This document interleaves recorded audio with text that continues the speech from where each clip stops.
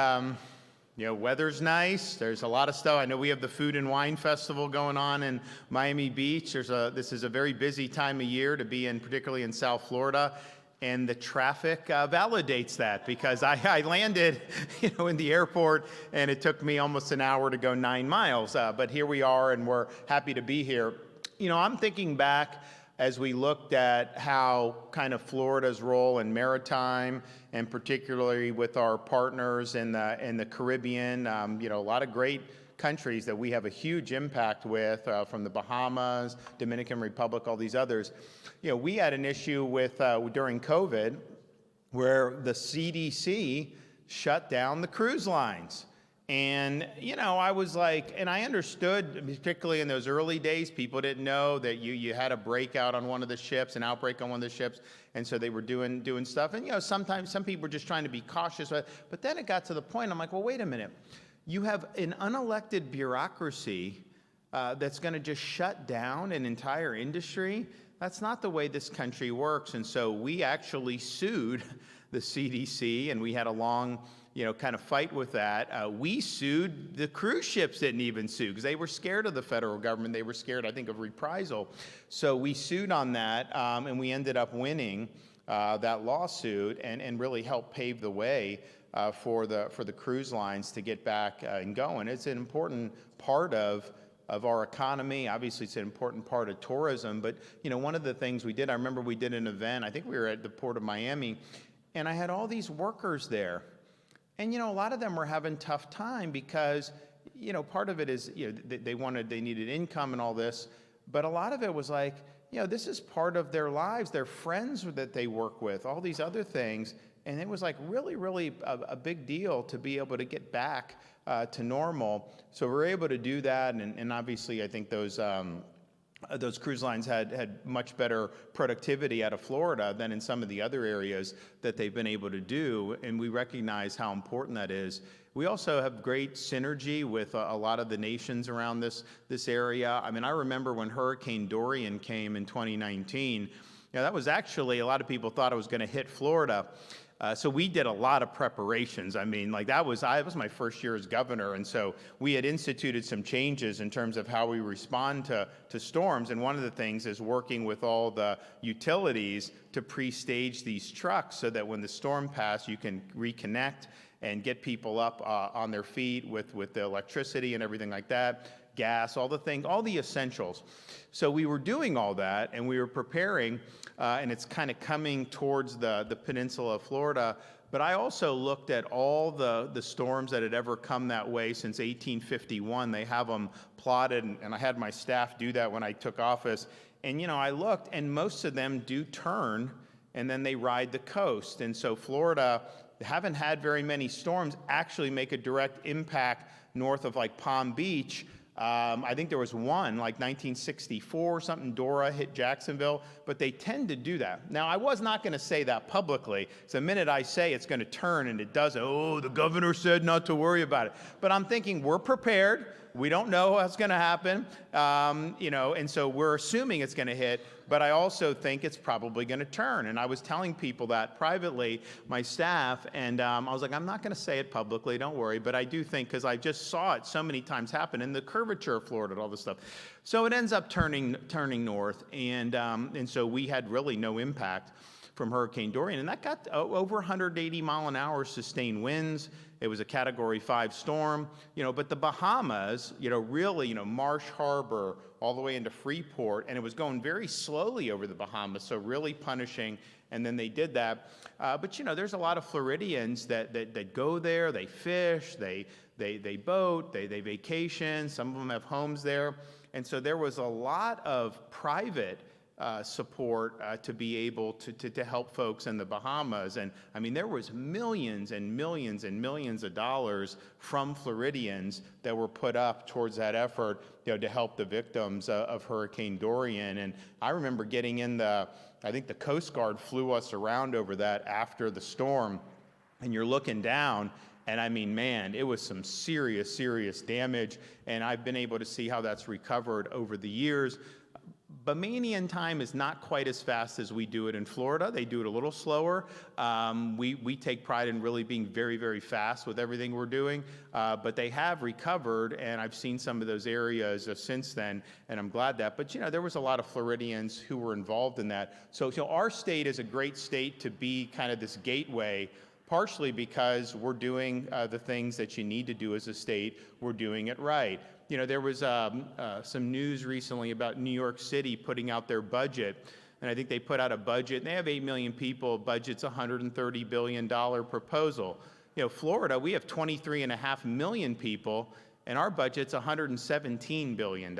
And so it's like, well, wait a minute, why are you spending all that? And then the state of New York, they have twice the budget, more than twice the budget than we have in Florida, yet, we have better roads and infrastructure, services.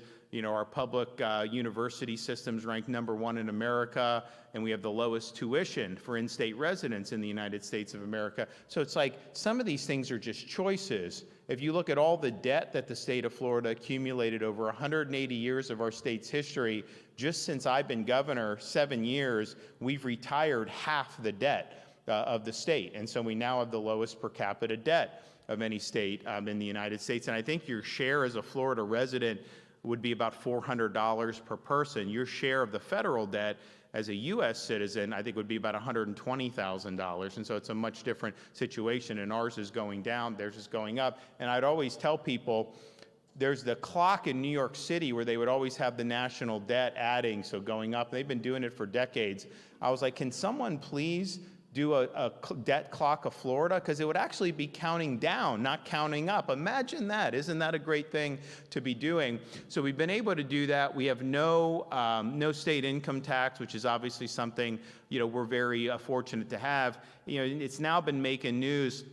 You've got people fleeing California for Florida, many people to South Florida, because there's a proposal in California to levy this 5% wealth tax.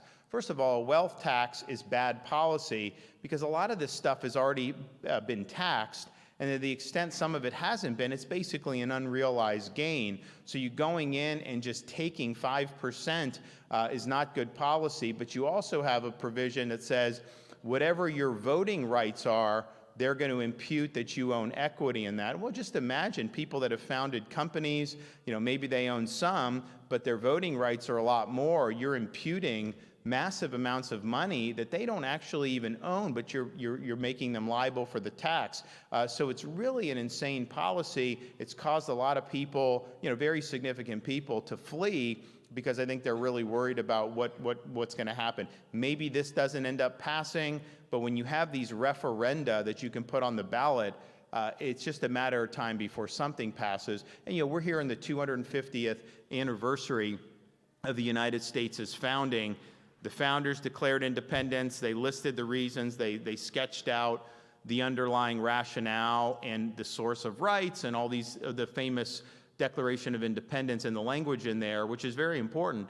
But it took them another decade to come up with a framework of government, writing a U.S. Constitution and getting that ratified. And if you read the founders, one of the things they were concerned about is, they didn't want a monarchy. And they wanted government to rest on the consent of the people. But they didn't want your rights to just be decided by the bare majority of one popular vote in some referendum. They were very concerned about that. If 50% plus one can take property from others, then eventually this whole thing just goes asunder. And so I think part of the problem with California and why people leave, because they're concerned that if that's the way the government's operating, it's just a matter of time before they do a lot of dumb things. So you're now having people that are coming to Florida who've been very significant, and I think you've seen that very significantly in the last probably 2 months. New York, people would say, they elect this guy mayor, have you seen a flood of people? I don't know that we necessarily have. It's obviously early in the tenure, and so as that happens, you may see. But I will say there's a lot of meat that's been taken off the bone. A lot of people have moved down here over the last 7 years, and we've probably had one of the most significant periods of in-migration that any state has had in American history. In fact, if you look at the income that has moved into Florida since I've been governor, that is more income, even adjusted for inflation, than has ever moved into an American state in the entire history of the Republic. That's a pretty significant thing to have happen. And the number 2 state over this period of time to us is Texas, but I think we're 3 or 4x what has moved in to Texas over the last 7 years. So that's really, really significant. And the way I view it is I'm not asking people to move here because, some of my friends are like, man, we've got a lot of people that have come. Like, we don't need any more people. I'm agnostic about it. It's a free country. You can move where you want to move. You can do business where you want to do business. I'm not begging people at all to come. And honestly, having some moderation in that isn't the worst thing in the world from where we were a few years ago where so many people were flooding here. But be that as it may, it's a free country and people vote with their feet. And you see a very, very consistent trend of people leaving states that have high taxes, bad regulatory environment, bad approach to crime, too much homelessness, all these other things, moving to states, with Florida being the number 1, that take a different approach to all that. And that's likely to continue on some level for the foreseeable future. So all that being said, I think Florida is really a strong foundation from where you would want to have this gateway to the Caribbean. Obviously, we're really a gateway to the entire Western Hemisphere, particularly here in South Florida, and it's something that's going to continue to be an engine for years and years to come. I don't think there's been any state in the country that has been more supportive of investing in our seaports than we have here in the state of Florida. I mean, we've done really historic investment.